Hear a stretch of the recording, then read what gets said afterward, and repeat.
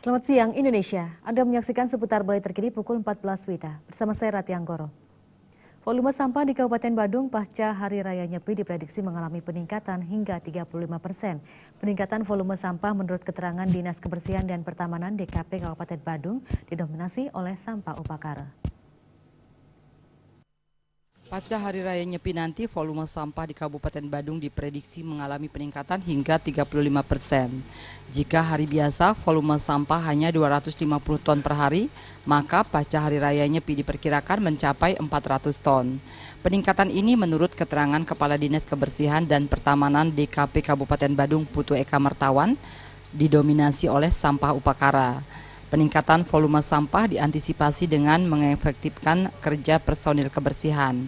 Pada pukul 00 usai prosesi pengerupukan, personil kebersihan akan langsung diterjunkan untuk melakukan pembersihan hingga pukul 3 pagi, sehingga pada saat nyepi lingkungan Badung sudah bersih. Begitu juga pasca Hari Raya Nyepi, seluruh personel kebersihan juga langsung diterjunkan untuk membersihkan sampah nyepi. Dengan persiapan ini diharapkan tidak ada sampah Hari Raya yang menumpuk di ruas-ruas jalan di Kabupaten Badung.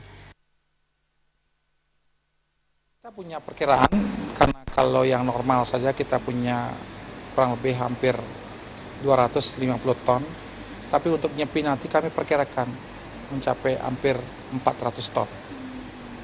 Dalam khusus untuk nyangre nyepi ini. Dalam melakukan pembersihan menjelang dan pasca Hari Raya Nyepi, DKP Badung tidak menggunakan personil tambahan melainkan mengefektifkan personil yang sudah ada.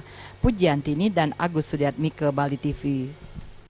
Pemirsa, demikian seputar Bali terkini kali ini. Nantikan informasi menarik kami dalam seputar Bali terkini 1 jam mendatang. Salam Indonesia.